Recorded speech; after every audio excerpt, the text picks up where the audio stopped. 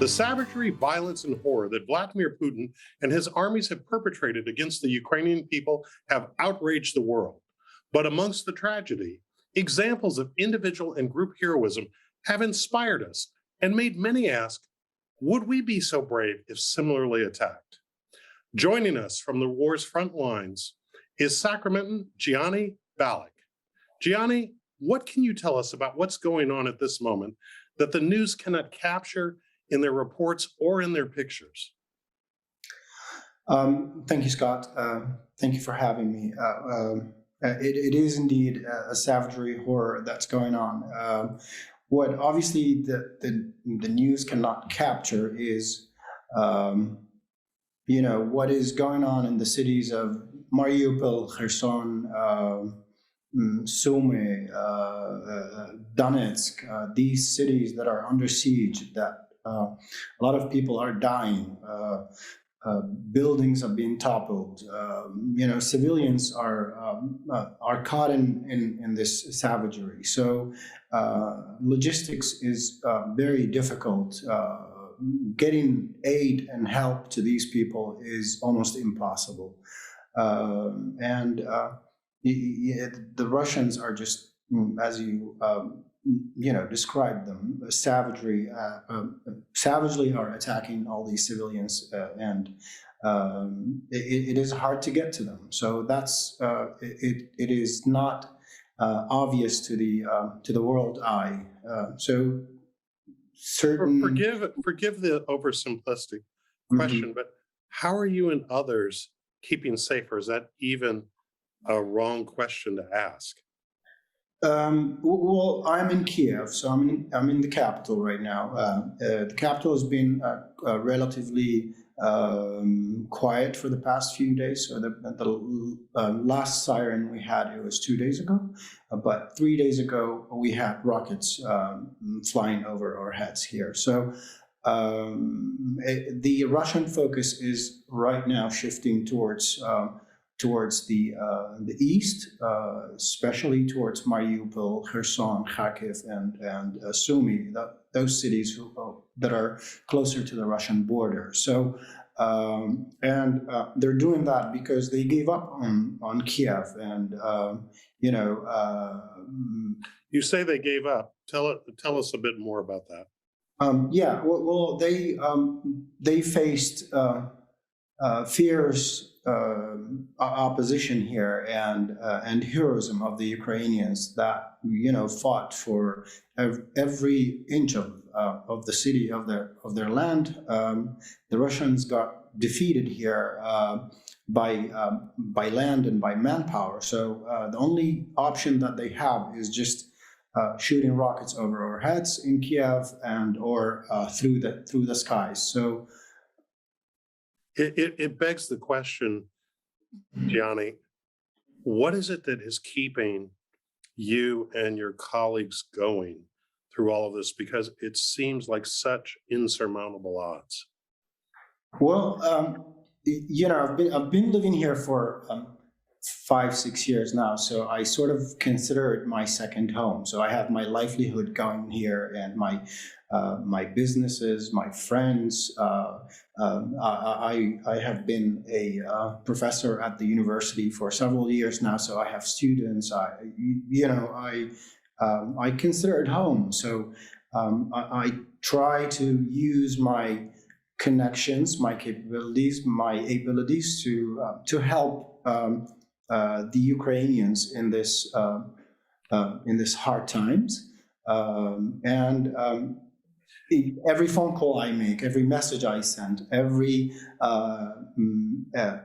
contact I bring into this country, it's helpful. So you don't have to be there. Tell us, why are you there? No, I don't have to be here. Obviously, I could be in Sacramento right now enjoying the nice weather, but fighting is always not carrying a gun and shooting at your enemies. This enemy is not just Ukraine's enemy. It is a global enemy that is evil, that tries to take democracies under. So we have a common goal. We look for peace, and we help people around the world to obtain peace. And Ukrainians are just fighting for their land, for their freedom, for the democracies that they believe in. So, that makes me want to stay here more and more. And as I said, every contact I can use, every help I can bring in, every favor I can ask from you or from the American people or from my friends around the world, I'm here to do that, to help the Ukrainians. I'm struck by what you said. Fighting's not always with a gun. So tell us more about how you're fighting and the people you work with are fighting and playing your role in trying to combat this Russian onslaught. Well, throughout this savage war, and especially the first few days, panic hit this city, and millions of people left simultaneously. So, sadness sort of covered over the city, and suddenly stores, supermarkets, restaurants, everything got closed. People did not know where to bring, where to do shopping, where to buy food, where to go eat. And so, children and women left, and so men stayed over. And I have one of Kiev's top 10 restaurants, which is an American restaurant that serves American cuisine, steaks and barbecue, and etc. So one of the things that we did, we opened our doors and we fed those who were in need, who stayed behind, and the armed forces, the police, the local territorial defense guys, shelters, elderly homes, etc.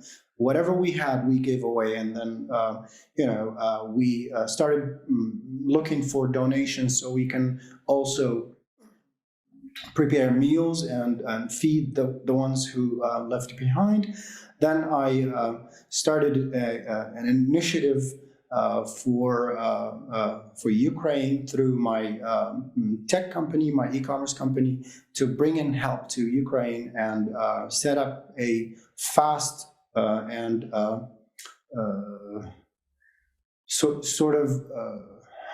robust logistics platform to bring aid and distribute it throughout the country. It was a nightmare, again, because of the panic, because of the barricades, because of the shelling, the rockets, and all that. It was very hard to bring people in and out, or evacuate people, evacuate animals, and bring them aid, give them clean water, bring them food, etc. So I managed with my team, friends from England and America who were very generous to help us, also from Europe, and that's what kept me going. It was a sense of responsibility, and that's all. Well, you say it kept you going. Have there been any wins along the way that have heartened you and the team you're working with to feel like you're really making a difference? Oh, absolutely. I mean, give us an example. When the Russians were surrounding Kiev, from Bucha to Irpin to Ivankiv to Borodianka, these are the symbols of defiance here in around Kiev. I mean, the 10-15 miles around the city, Russians were bombarding and killing and looting and doing horrible things. So we tried constantly to bring in aid, logistics, help, and we saw horrible things. We saw bodies on the ground. We saw, we fell into ambushes, etc. But it never scared me, never scared us. I come from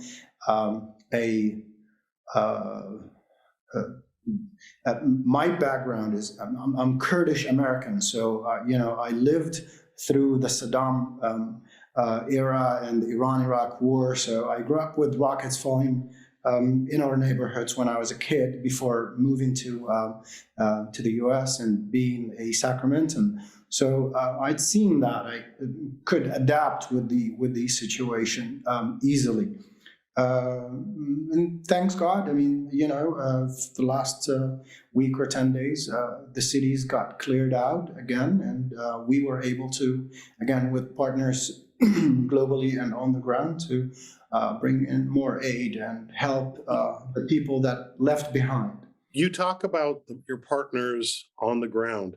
Are you working in collaboration with the government? Do you have any contact with the government at all?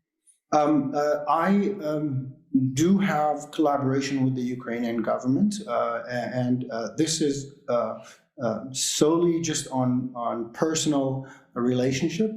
I don't have any nonprofit organization or any kind of organization. Who are you working with in the Ukrainian government? We're working with the president's office. We are working with the defense ministry, with the interior ministry. Again, I provide them with a lot of assistance, advice, medical supplies, whatever we can get from again, my relationships throughout the world, to bring it to them directly, to support the Ukrainian government.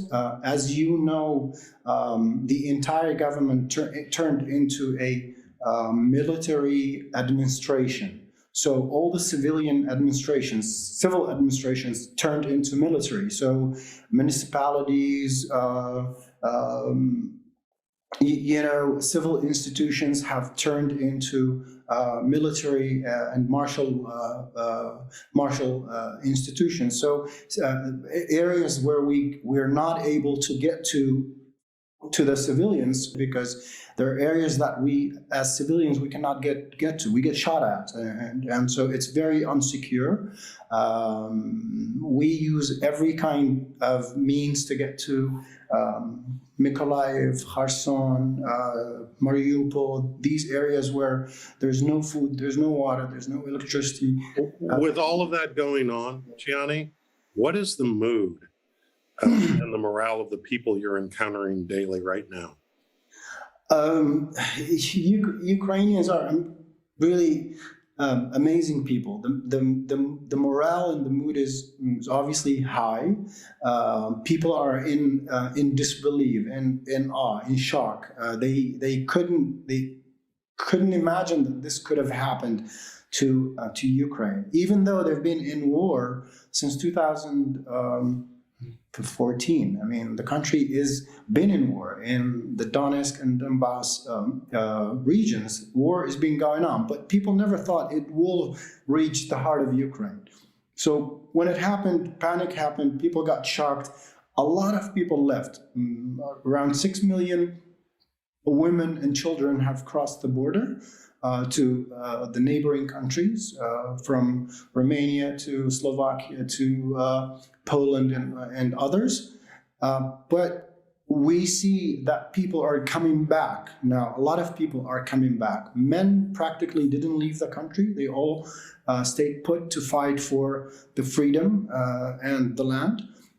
But even women are right now, a lot of families are trying to come back to support their husbands and their loved ones, to stay next to them. So that keeps the morale, of course. The morale is high because the Ukrainians are appreciative and thankful to what the American government and the American people are doing, as well as the Europeans. Everybody's understood that Ukrainians are an extraordinary nation, and they're feeding off of your support, obviously.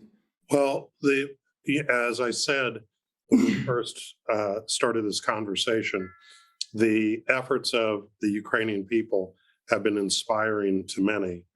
And but as much help as you've received, what are you hearing about the prospects for more support from not only the U.S. but the rest of the world? Because it sounds like that you all need a lot. Yes. Thank you for this question. It's an essential and very important factor here. Yes, we're thankful. The Ukrainian people are thankful for the support and the aid and the fundraising and the weaponry and all that. But not all of it is coming to the country. Yes, a lot of promises have been made on government level, on organizational level, on the civilian level. But as you know, there's a bureaucracy behind all this stuff. So, raising funds in the U.S. and trying to get to Ukraine, it doesn't happen within 24 hours or a week or 10 days.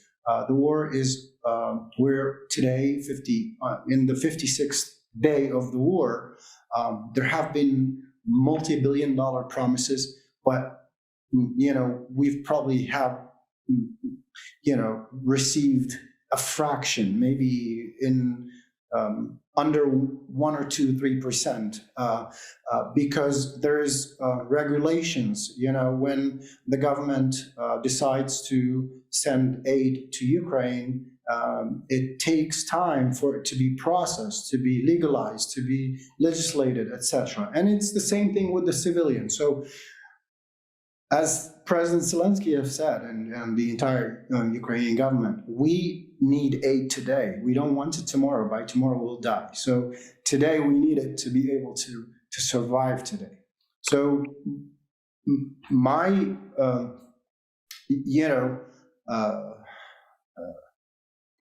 ask from the American people is, please, if you're trying to help Ukrainians, try to do it in a way where it is effective. It gets to them today. Tell us how to do that, Gianni. How do we do that? Okay, so there's 3 categories of Ukrainians today. We have refugees that are over the borders of Ukraine, living in very bad conditions in Poland, Romania, all these countries. They're living in refugee camps. So these people have left without everything. They don't have anything. So they're waiting there, trying to get help until situation gets normalized. And then you have a group of people that are IDP, internally displaced people, within Ukraine. So refugees within Ukraine. From the western part of Ukraine to the east, from the eastern part of Ukraine, going to the European country borders, and there are IDPs there. And these people have also nothing. They need housing, they need food, they need pocket money, they need all this stuff. About 3.5 million children have left Ukraine, close to 4 million. So sending toys and kids' clothes or Pampers and diapers is not necessary because there are no kids left in Ukraine.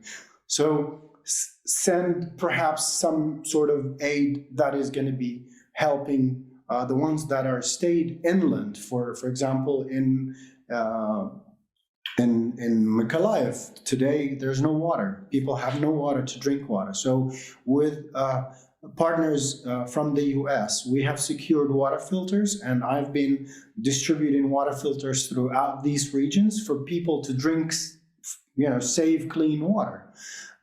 These are the kind of aid. Right. Well, what's the third category?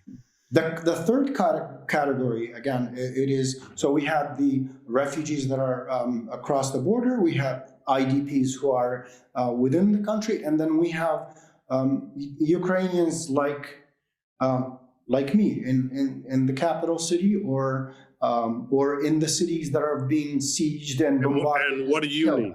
What do you need? Again, and then you also have the government. So the government need means to fight. The civilians need they need funds. They need cash so that they can really do it here. Buy groceries here. Get gas. Take care of their daily needs. Maybe in certain areas, certain pockets. There are small businesses that need funds so they can reoperate the economy.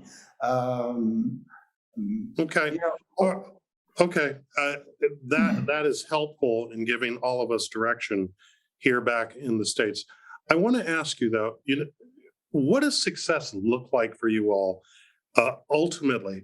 Ultimately, is it going to be more than just a defensive stance against the Russian? Is there any possibility that you all will go on the offensive past your borders into Russian territory to push no, them even further back?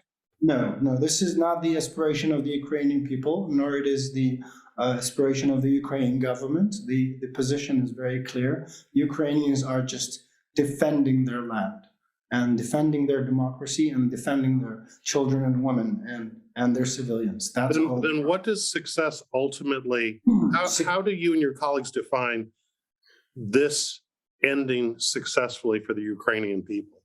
So the whole world knows that Ukrainians morally and physically have defeated the Russians so far. The Russians, everybody were afraid of the Russians. The Ukrainians, the Europeans, even the Americans, they all thought the Russian military is more capable of what we saw. But we also saw that the defeat on the ground that they have faced. So to answer your question, success is peace. If the war stops today and there's no more shelling, no more killing, no more wounding, no more destroying buildings, homes, gardens, schools, etc., that's already a success. Again, but the Ukrainian people are left with cleaning up the aftermath. How do you make that right? So, so cleaning up the aftermath, obviously, again, with the help of the United States, with NATO, with the Europeans, with all kinds of funds that are coming, funneling in or being allocated for the reconstruction process of Ukraine. There are private sector people that are getting ready for the reconstruction of the country, but this is at a later stage. For now, the most important factor is for peace to prevail, for war to stop, for kids to go back to school and people to have a normalized life again. Yeah, Gianni, let me ask you in our closing moments, what is at stake that you can share with us from your perspective, that if Ukraine falls, what's at stake for the rest of the world? Freedom is at stake. Freedom and democracy is at stake, because if Ukraine fails, everything will be Sovietized, everything will be Russianized, and that's not what we at this era, at this time, we don't need that, because they are savage. I don't want to generalize, but this regime is a savage regime. It's not a democratic regime. It is oppressive. There's. We can't survive that. We shouldn't allow that ever. So should Ukraine fall, Europe will fall. If Europe falls, then where are the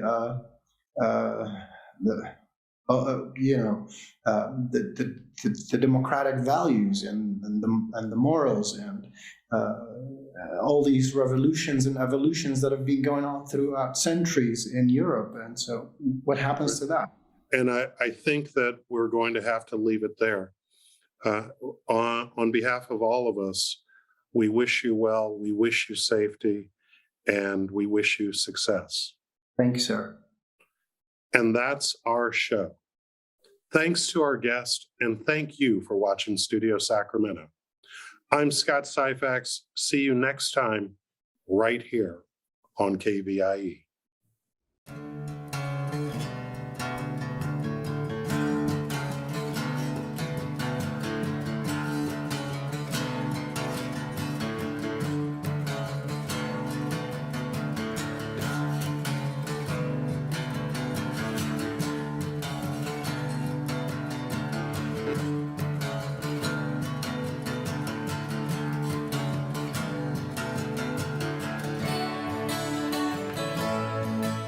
All episodes of Studio Sacramento, along with other KVIE programs, are available to watch online at kvie.org/video.